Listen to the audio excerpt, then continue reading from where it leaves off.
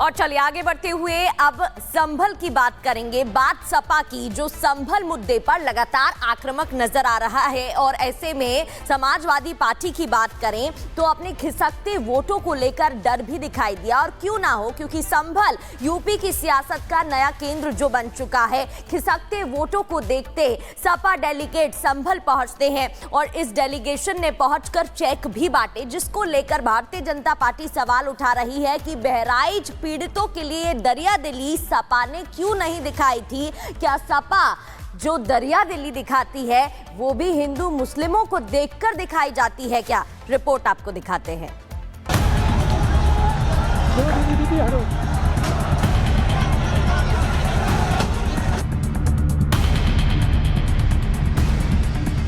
संभल में मरने वालों के परिवारों को पैसा देकर क्या हिंसा और दंगा करने वालों की प्रायोजक बन रही है अखिलेश की पार्टी? ऐसे सवाल न सिर्फ बीजेपी पूछ रही है बल्कि सियासी गलियारों में गूंज रहे हैं, क्योंकि सपा की सांसद, विधायक समेत कई नेताओं का प्रतिनिधिमंडल संभल पहुंचा। पीड़ित परिवारों को 5-5 लाख रुपए के चेक दे दिए, जिस पर बीजेपी सवाल उठा रही है। हम लोग पिछली बार नहीं आ पाए। आज हमारे राष्ट्रीय अध्यक्ष ने पीड़ितों के परिवारों को 5-5 लाख रुपया देने की घोषणा की थी। वही चेक लेकर ये प्रतिनिधिमंडल इस बीच में आया है। गायों की ही मदद करने क्यों जाते हैं? बम कांड के आतंकवादियों के प्रति ही उनके मन में जो है सहानुभूति क्यों पैदा होती है? तो समाजवादी पार्टी सिर्फ एक मजहब विशेष के लोगों का वोट लेने के लिए इस तरह की नौटंकी करती है। ये देश भली भांति जानता है। सवाल तो उठेगा ही, संभल हिंसा में मरने वालों के परिवारों को 5-5 लाख दिए गए, तो फिर बहराइच में क्यों नहीं? क्या इसलिए कि संभल में मरने वाले मुसलमान थे और बहराइच में हिंदू? इसी वोट बैंक वाली सियासत को समझना जरूरी है, क्योंकि एक तरफ तो मुस्लिम वोट बैंक के लिए सपा संभल में पैसा बांट रही है, तो योगी सरकार उपद्रवियों पर एक्शन ले रही है। अब तो गैर जमानती वारंट जारी करने की तैयारी है। ये पूरा मसला तब हुआ जब शाही जामा मस्जिद में सर्वे के बाद संभल के उस इलाके में हिंसा भड़की। इस हिंसा में 5 लोगों की मौत हो गई। इस मौत के बाद कई दिनों तक नेताओं को वहां जाने नहीं दिया गया, जिसके बाद अब सपा का प्रतिनिधिमंडल यहां पहुंचा, पीड़ितों को बुलाकर कैमरे पर चेक बांटे। लेकिन क्या सियासत के लिए सपाई कैमरे पर चेक बांटकर पीड़ितों के जख्म को रेत रही है? अफसोस इस बात का है कि हमारी लोगों की हत्या हुई और हमारे लोग ही के खिलाफ मुकदमा दर्ज किया गया। ये कैसा इंसाफ है? ये चीज जाहिर करता है कि पुलिस और प्रशासन अपनी जो नाकामी है या जो करतूत है उसको छुपाने के लिए इस प्रकार की ये चीजें करी गई हैं। और हम चाहते हैं कि हमारे लोगों को इंसाफ मिलना चाहिए, वो भी इस देश के नागरिक हैं। जो भी नुकसान हमारे लोगों का यहाँ पर हुआ है प्रशासन द्वारा, तो उसके लिए हम ये एक छोटी सी मदद लेकर यहाँ पर पार्टी की तरफ से आए थे। हमने पहले भी प्रयास किया लेकिन किसी को आने नहीं दिया गया। आज हम लोग यहाँ आए हैं, हम पीड़ित परिवार से मिले, उनसे बात करी और उनके दुख में शरीक होने का हमें आज मौका मिला। जिन्होंने दंगा किया था उनको चेक बांट रहे हैं और जिन्होंने पूरे संभल को, जिन पुलिस वालों ने जलने से बचाया, दंगों से बचाया, उस पर केस की मांग कर रहे हैं। दंगाई बचेंगे नहीं, कार्रवाई होगी।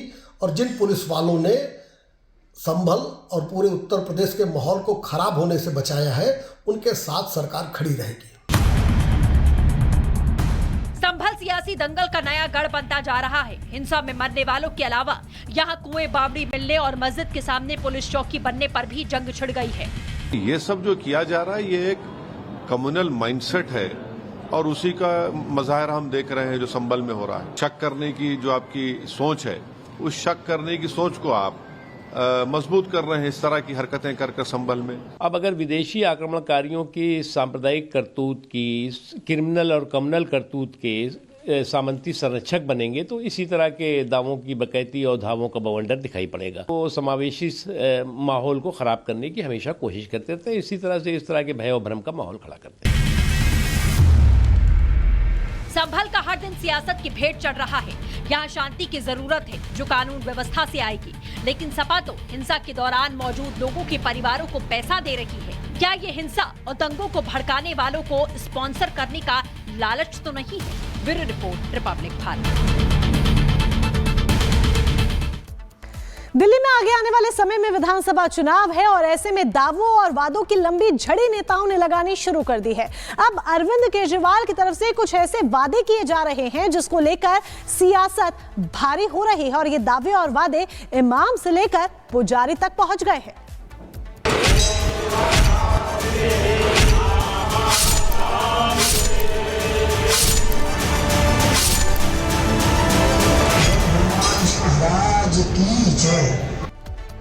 तो ये वोट का चक्कर है भैया और इस वोट के लिए नेताजी कुछ भी करेंगे। जी हां, बात अरविंद केजरीवाल की कर लीजिए। अरविंद केजरीवाल ने वादा किया है कि अगर दिल्ली में एक बार फिर से आम आदमी पार्टी की सरकार बनती है तो पुजारियों को और ग्रंथियों को, यानी कि मंदिर के पुजारियों को और गुरुद्वारों के ग्रंथियों को 18,000 रुपए महीने की सैलरी दी जाएगी। लेकिन जरा सोचिए, अरविंद केजरीवाल ये वादा एक ऐसे वक्त पर कर रहे हैं जब दिल्ली में बीते 17 महीनों से इमामों को सैलरी नहीं मिली है, तनख्वाह नहीं मिली है और यही एक बड़ी वजह है कि वो अरविंद केजरीवाल के घर के बाहर भी पहुंचते हैं, प्रदर्शन भी करते हैं। अब इस पूरे मुद्दे को लेकर सियासत भी जमकर हो रही है।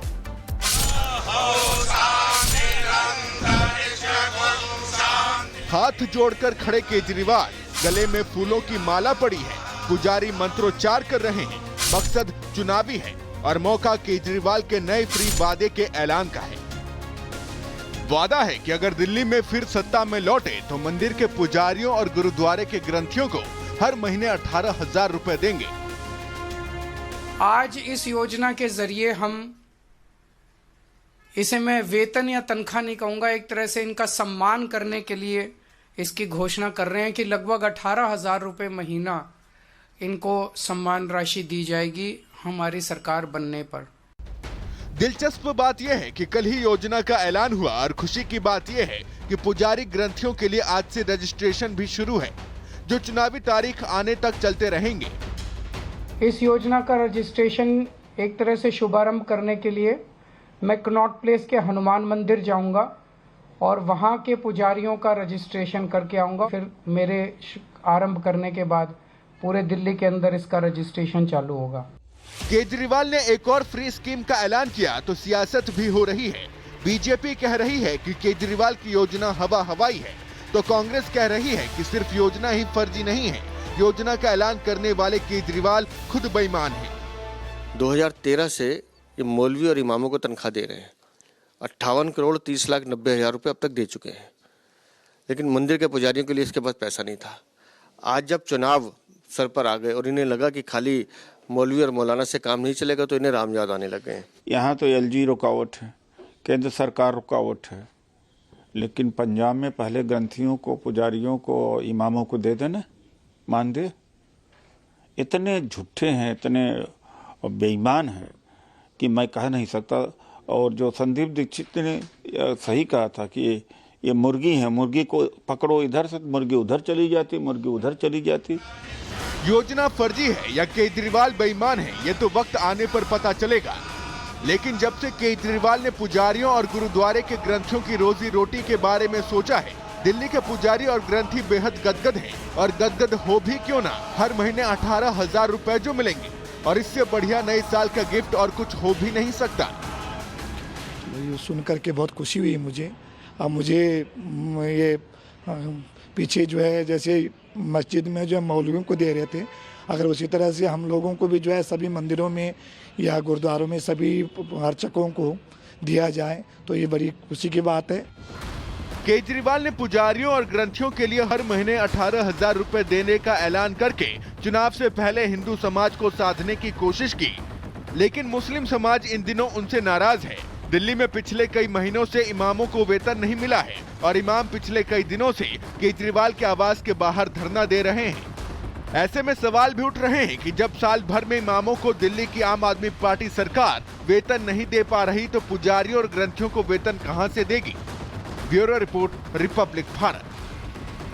और चलिए अब आगे बढ़ते हुए आपके चुनावी वादों की बात करते हैं। चुनावी सीजन में कौन कौन से वादे आम आदमी पार्टी की तरफ से। 21 नवंबर 2024 की बात करें तो बुजुर्गों को पेंशन देने की बात, 2500 रुपए हर महीने देने की बात आपकी तरफ से की गई। फिर 10 दिसंबर 2024 की बात, तो वो तस्वीरें भी आपको याद होंगी। ऑटो चालकों से मुलाकात और ऑटो चालकों को सौगात, 4 ऐलान उनके लिए किए गए थे।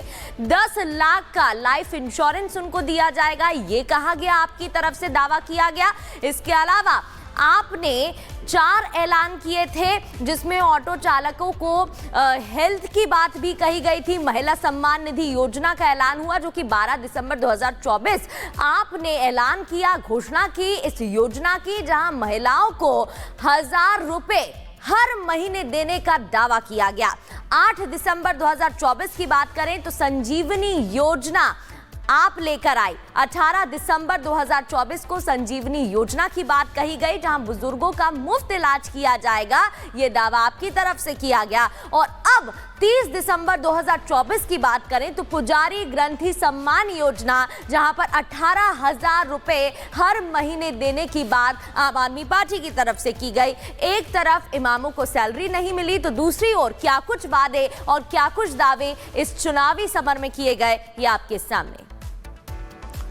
तो क्या कुछ चुनावी दावे और वादे किए जा रहे हैं आम आदमी पार्टी की तरफ से, वो तो आपने जान लिया, लेकिन चुनावी दंगल किस तरीके का है दिल्ली में वो भी जरा जान लीजिए। यहां पर आम आदमी पार्टी, भारतीय जनता पार्टी और कांग्रेस के बीच में त्रिकोणीय मुकाबला है, त्रिकोणीय टक्कर देखने को मिल रही है। लेकिन दिल्ली के इस टक्कर में हम क्यों कह रहे हैं लेटर वर्सेस लेटर, आइए आपको बताते हैं।